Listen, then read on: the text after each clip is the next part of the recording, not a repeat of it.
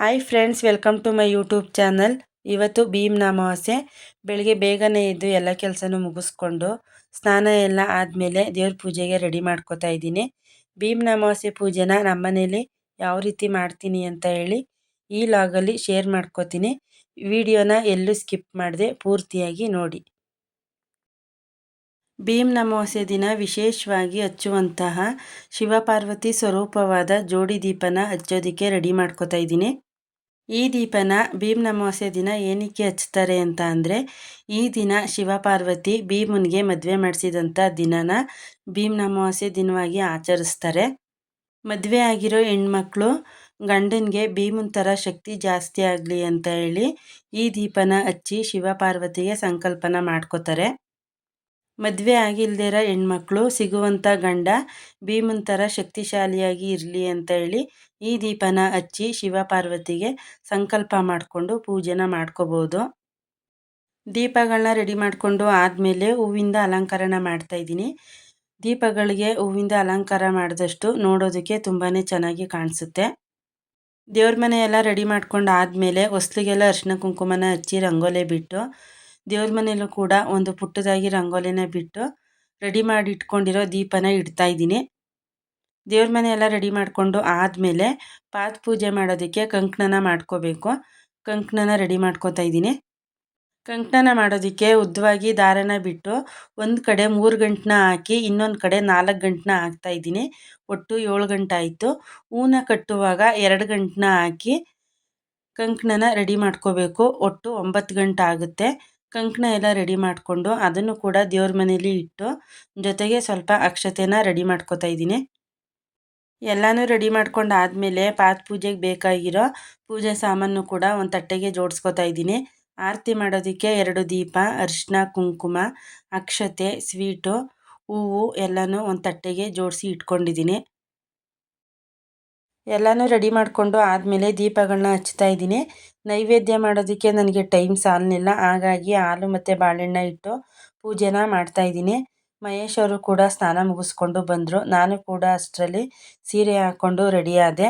ಇವತ್ತು ಅವರೇ ಮನೇಲಿದ್ರಲ್ಲ, ಹಾಗಾಗಿ ಅವ್ರ ಕೈಲೇ ಪೂಜೆ ಮಾಡಿಸೋಣ ಅಂತ ಹೇಳಿ ಮಹೇಶ್ ಅವ್ರ ಕೈಲೇ ಪೂಜೆ ಮಾಡಿಸ್ತಾ ಇದ್ದೀನಿ.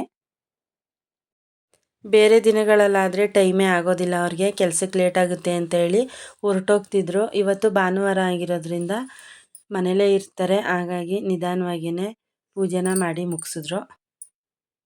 ಪೂಜೆ ಎಲ್ಲ ಆಗೋಷ್ಟರಲ್ಲಿ ಮಕ್ಕಳು ಕೂಡ ಎದ್ದು ಸ್ನಾನ ಮುಗಿಸ್ಕೊಂಡು ಬಂದರು. ಅವರು ಕೂಡ ಮಂಗಳಾರತಿನ ತಗೊಂಡ್ರು. ದೇವ್ರಿಗೆ ಕೈ ಮುಗಿದು ನಮಸ್ಕಾರ ಮಾಡಿಕೊಂಡ್ರು. ಮಹೇಶ್ ಅವ್ರದ್ದು ಪೂಜೆ ಎಲ್ಲ ಆದಮೇಲೆ ನಾನು ಕೂಡ ಪೂಜೆನ ಮಾಡ್ತಾಯಿದ್ದೀನಿ.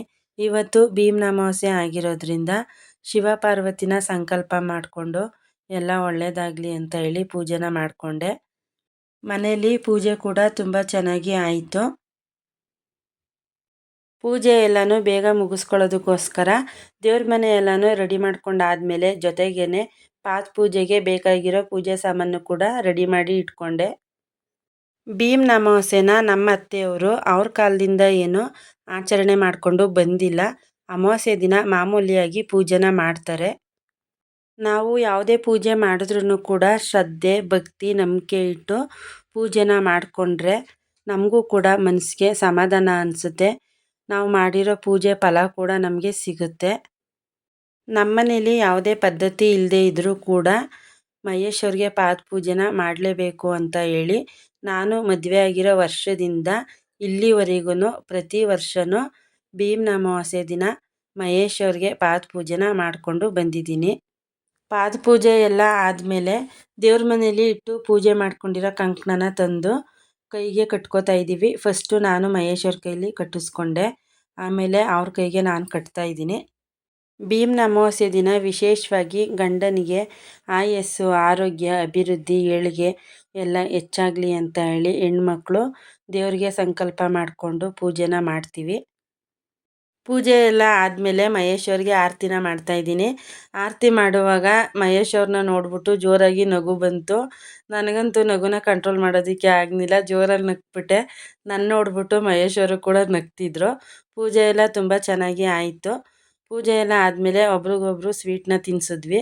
ಪದ್ಧತಿಯಂತೆ ಅವರು ಕೂಡ ನನಗೆ ಕಾಣಿಕೆನ ಕೊಟ್ಟರು. ಮನೇಲಿ ಪೂಜೆ ಎಲ್ಲ ಆದಮೇಲೆ ಮನೆ ಹತ್ರ ಇರೋ ಮಾದೇಶ್ವರನ ದೇವಸ್ಥಾನಕ್ಕೆ ಹೋಗಿದ್ದು ಬರೋಣ ಅಂತೇಳಿ ಹೊರಟ್ವಿ. ನಾನು ಮಹೇಶ್ ಅವರು ಸ್ಕೂಟ್ರಲ್ಲಿ ಹೋದ್ವಿ. ಮಕ್ಕಳು ಸೈಕಲಲ್ಲಿ ಬರ್ತೀವಿ ಅಂತೇಳಿ ಸೈಕಲಲ್ಲಿ ಬಂದರು.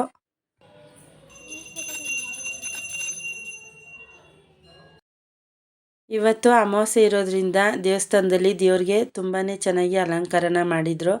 ನೋಡೋದಕ್ಕೂ ಕೂಡ ತುಂಬಾ ಚೆನ್ನಾಗಿ ಕಾಣಿಸ್ತಿತ್ತು. ಎಲ್ರೂ ಈ ರೀತಿ ಒಟ್ಟಿಗೆ ದೇವಸ್ಥಾನಕ್ಕೆ ಬಂದರೆ ಮನಸ್ಸಿಗೆ ತುಂಬಾ ಸಮಾಧಾನ ಅನಿಸುತ್ತೆ. ನನಗಂತೂ ಎಲ್ಲರೂ ಈ ರೀತಿ ಒಟ್ಟಿಗೆ ಹೋಗೋದು ಅಂದರೆ ತುಂಬಾ ಇಷ್ಟ.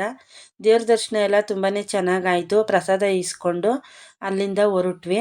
ಬರ್ತಾ ಮಹೇಶ್ ಅವರು ಏನೋ ತಮಾಷೆ ಮಾಡಿಕೊಂಡು ರೇಗಿಸ್ತಿದ್ರು. ನಾನು ಕೂಡ ಮಾತಾಡಿಕೊಂಡು ರೇಗಿಸ್ತಾ ಇದ್ದೆ. ದೇವಸ್ಥಾನದಿಂದ ಮನೆಗೆ ಹೊರಟ್ವಿ. ದೇವಸ್ಥಾನಕ್ಕೆ ಹೋಗುವಾಗಲೇ ಅನ್ನ ಕೂಗಿಸಿಟ್ಟು ಹೋಗಿದ್ದೆ. ಬೆಳಗ್ಗೆ ಕೆಲಸ ಜಾಸ್ತಿ ಇದ್ದಿದ್ದರಿಂದ ತಿಂಡಿ ಮಾಡೋದು ಕೂಡ ಲೇಟ್ ಆಯಿತು. ಬಂದು ದೇವಸ್ಥಾನದಿಂದ ಪುಳಿಯೋಗರೆನ ಮಾಡಿಕೊಂಡು ಎಲ್ಲರೂ ಒಟ್ಟಿಗೆ ಕೂತ್ಕೊಂಡು ನಾಷ್ಟನ ಮಾಡಿದ್ವಿ. ಯಾರು ನನ್ನ ಚಾನಲ್ನ ಸಬ್ಸ್ಕ್ರೈಬ್ ಮಾಡ್ಕೊಂಡಿಲ್ಲ, ಸೈಡಲ್ಲಿ ಬರೋ ಬೆಲ್ ಬಟನ್ನ ಪ್ರೆಸ್ ಮಾಡಿ ಚಾನಲ್ನ ಸಬ್ಸ್ಕ್ರೈಬ್ ಮಾಡ್ಕೊಳ್ಳಿ. ಈ ವಿಡಿಯೋ ನಿಮಗೆ ಇಷ್ಟ ಆಗಿದ್ದರೆ ಲೈಕ್ ಮಾಡಿ, ಕಾಮೆಂಟ್ ಮಾಡಿ, ನಿಮ್ಮ ಫ್ರೆಂಡ್ಸ್ ಎಲ್ರಿಗೂ ಶೇರ್ ಮಾಡಿ.